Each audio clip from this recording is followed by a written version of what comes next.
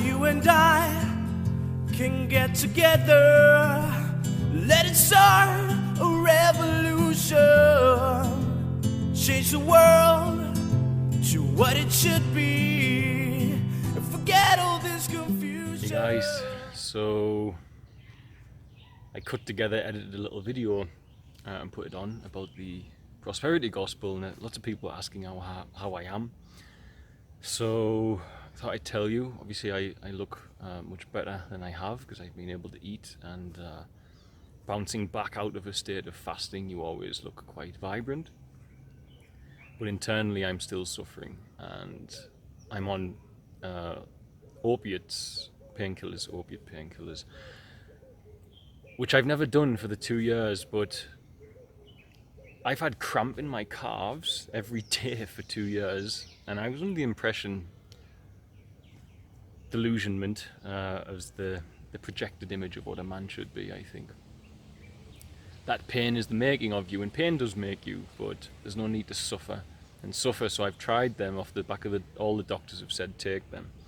And they've really helped me a lot, and psychologically as well, because I'm no longer so tense because of this pain that's migrating around my body. So I also learned a big lesson coming out of it, because I pushed after the E. coli, and I could actually drive. One day, I guess it's wrong to say that, I drove one day with my friend Emmanuel just into town, and I wanted to get Fritzy a treat. There's a bakery. I wanted to get her a cake because I could see how worn out and stressed she was, and I just wanted to do something nice for her. It seems I've been in bed being waited on hand and foot. That drive put me in bed since, and in a wheelchair for most of those days as well. So my body is like super weak on a cellular level, mitochondria. So still pushing on, still suffering at the same time, waiting for our appointment for the clinic St. George in Germany. Waiting on that so as we can arrange everything, because I'm going to go to the tropical disease hospital first, and a doctor from there, a military doctor's here helping out, and she's been to visit us and made pre-arrangements, so I've got a foot in the door, so that'll help out a lot as well. So yeah, should be in the next few weeks. And in other news, Johnnicky gave birth to 13 puppies. Sadly 4 of them passed away, but we have 9 little Johnnickys running around who are the children of Whopper, the tragical romance, the dog who lived here, the Bowbell, when we moved in, and died 5 days after we moved in, left behind 9 children with Johnnicky. So it was very beautiful for us. I myself, really not well. Most of my time is spent fasting, praying. Well, fasting when I was sick, but during that time praying, meditating. I normally bunch fasting, praying together. Studying, growing, reconnecting with myself, learning the errors that I've allowed to be. I'll become who I am, and trying to alter that, and trying to put more faith in God, and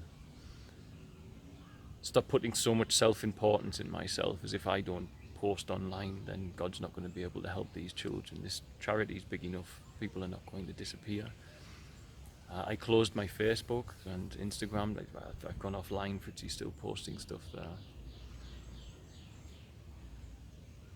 I was going to do it with YouTube as well, but I get some joy from expressing on YouTube, and when I'm bedbound and unproductive, I want to be able to put something from time to time on. And that's why I've kept that open. I want to put some stuff on.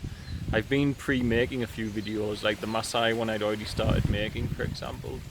And I've got some others all about tribes and what I've learned about, because I have a lot of interest in tribal anthropology here, and their religions and spirituality. And I want to connect that with some of the modern problems with society, because I enjoy it so much, you know. So, yeah. So, pushing on. Don't have my pick line in, so my arm is beat up, as you can see, because I'm having to put my own needles in my arm. At least I've learned how to do that. And yeah, psychologically, I'm tired of sharing my story. And I realised I'd gone into a dangerous place because before the fundraiser, I said I was going offline. And afterwards, I felt obligated to share with you all. And I realised that that is not what was expected of me. But psychologically, when I first came here, I had no smartphone. I didn't have a smartphone until 2017. I didn't have any Facebooks, anything like that when I came here. I didn't have that. I closed them all and said I don't see them as beneficial. Now, obviously, my views changed, but when I first got here, I was so in the present moment. I'd lived purely in nature without technology for 2 years. I fasted, meditated. I'd been so present that it was difficult social media for me, and I really forcefully habituated myself to post every day to get the word of the children out. And that tactic worked because it was that grind of ensuring these things every day, bearing in mind I had to get a bus, which is not simple here, from where I lived to town because there was no phone signal back then. And it was a lot of effort. You're looking at 3 hours to get a post on, It was not as straightforward to switch your computer on. And I really created a huge habituated pattern in doing that, and that pattern is still with me, and I need to break that because it's unhealthy for me to live that way. And there are plenty of other people to post things, and so many of you know so much about the charity now, then I can have faith. And that realization helped me realize the level of self-importance I give in myself. I also don't want to carry on adding to I'm talking more psychological, and physically I'm in pain, guys. I'm not able to walk or do much, simple as that. But I think that navigating the psychological is what I'm working on, because the physical's coming. I know it's coming, and I'm at peace with the fact the treatment's coming, and I'm confident it's going to work. So psychologically, I'm navigating all of that side of things, and I feel my ego was drawn into teacher and elevated sense of self, which should not have been present within me, because it lacks humility. And only in my experience are truly strong people truly strong people in my experience are so because of humility.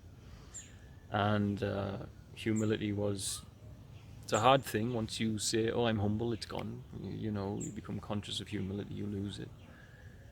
But I had a level of self-importance that was not needed. Certainly to the degree I was always scared of not posting, that God wouldn't make a way. And there's some small degree of truth that the YouTube exposure is the reason we have gotten so big. But I should also by now have enough faith in God. I'm about to share some stories in the video now. I should, from these lessons, have enough faith in God to know that just because He's not going to do it the way that I think He is, doesn't mean He's not going to do it.